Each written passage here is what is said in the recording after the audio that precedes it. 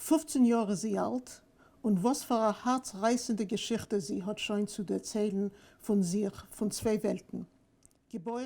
She's 15 years old and she already has heartbreaking stories to tell about what happened to her in two different worlds.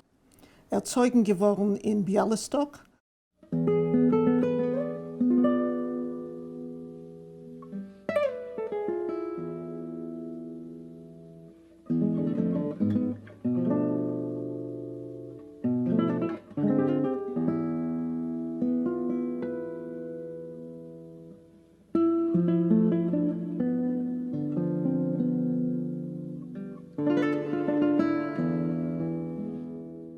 The period between 1880 and 1920 was a period of enormous growth in the Jewish immigrant population, particularly but not only in New York.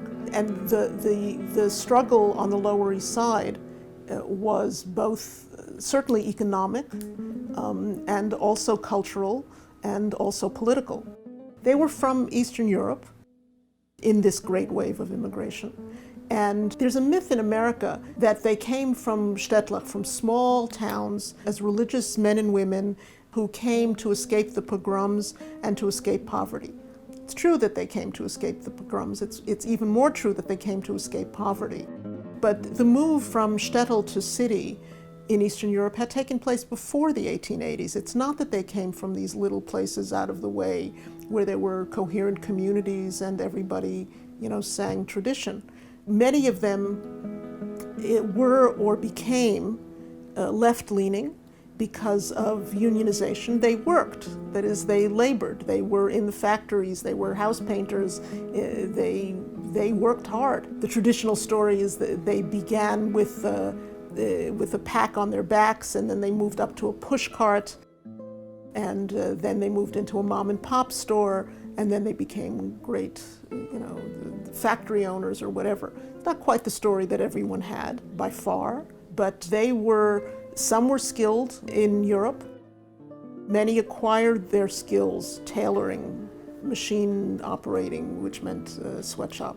Many acquired those skills here.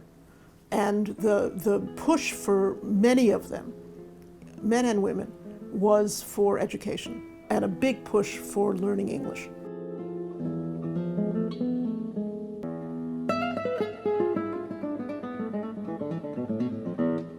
The Vorwärts, like every Yiddish newspaper of the time, did something that we don't see a lot in English newspapers, which is to publish on the very same pages of the newspaper things that we might call high culture and things that we might call very low culture.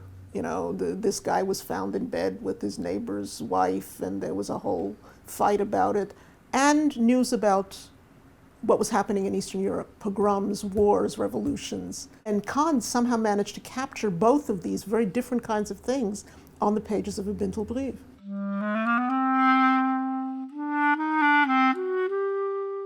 Meine Geschichte ist sehr ertreuliche. Ich bin 5 Monate im Land, ich lese dem Vorwärts und ich habe gelesen genug treurige, herzreißende Geschichten, aber ich habe nicht getroffen noch so unglückliche, wie ich bin. I've been in America for 5 months, and I read the newspaper, the Vorwärts, and in the Vorwärts, I've read about a lot of unhappy, heartbreaking stories, but I've yet to read one that is as sad and unfortunate as mine.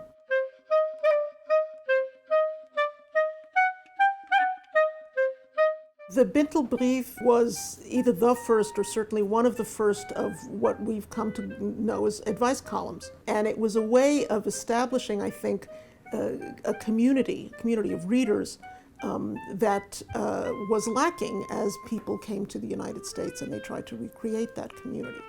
It gave very practical advice. Letter after letter says, you've been giving practical advice to others, please give it to me. What should I do in this situation? And the situations were the immigrant situations. My son wants to work, but I need him to go to school and make something of himself. There's the beginnings of intermarriage. There are financial problems. There are also quite personal problems. My husband's a philanderer, or I can't find my husband. English is a big question intergenerationally. There's letters after letters that report, on children who won't speak Yiddish outside of the house or even inside the house, who think that it's an embarrassment to have parents who have such a bad accent. There's one really heartrending one where the parents say that their daughter-in-law doesn't want them to come over so much to the house because the children, the grandchildren, will hear an accented, incorrect, ungrammatical English from the grandparents, or they'll hear Yiddish, which will do them no good, or this bad English, which will do them some harm.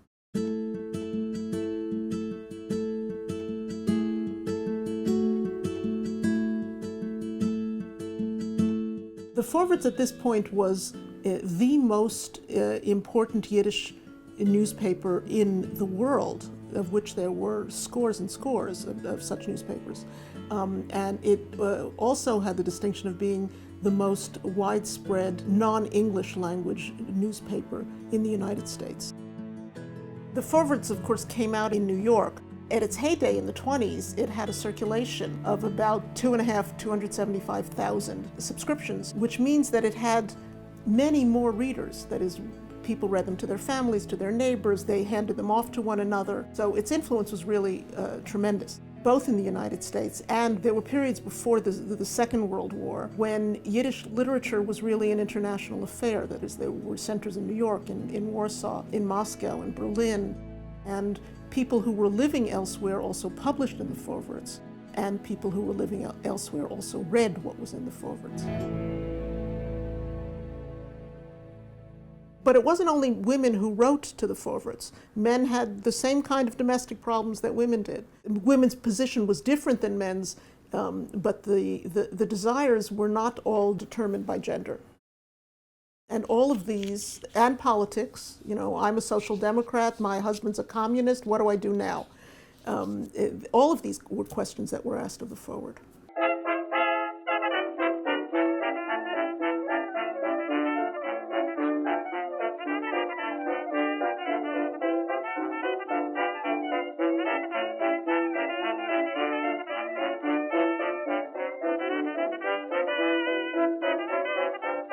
He perceived a need, and there weren't that many people that these immigrants could talk to other than one another.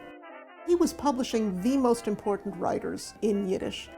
He was deliberately writing and encouraging writing about ways of integrating, assimilating, acculturating, recognizing the kinds of problems that there were on the street. He was a man of the street. I mean, he was an intellectual and a man of the street. And these were the kinds of questions that were going on in the street, and there was no place really to address them.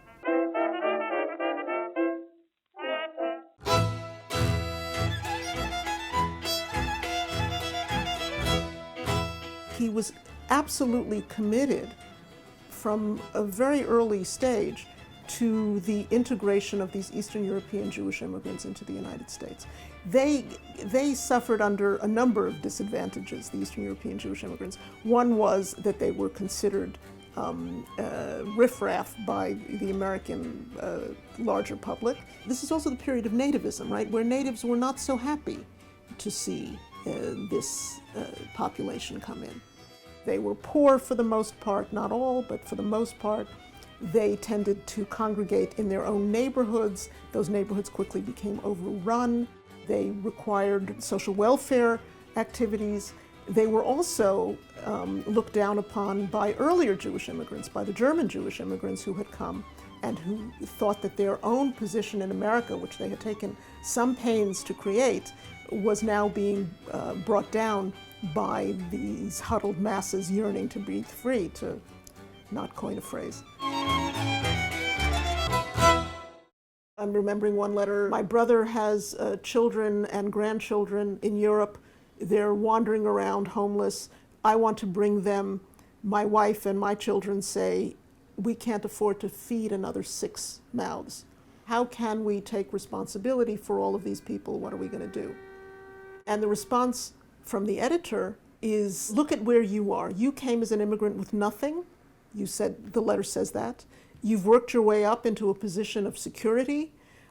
You have a responsibility to your family. And what makes you think that they will be a burden on you or on the state? Why don't you think that they will do what you did?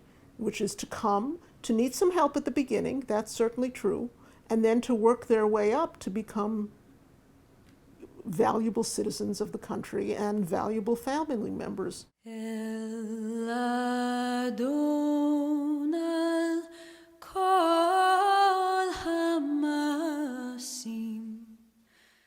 These letters offer a blueprint of the concerns, the problems, the gratitude, the hopes of immigrants from various periods. The problems that these letter writers are describing are the ones that if we took out the word Jewish, we would have the same problems now or through any immigrant period. How do we hang on to what we've had? How do we give our children a sense of where they come from while recognizing the glory that is American freedom and opportunity? I don't think that's a particularly Jewish question. I think that's a particularly human question and immigrant question.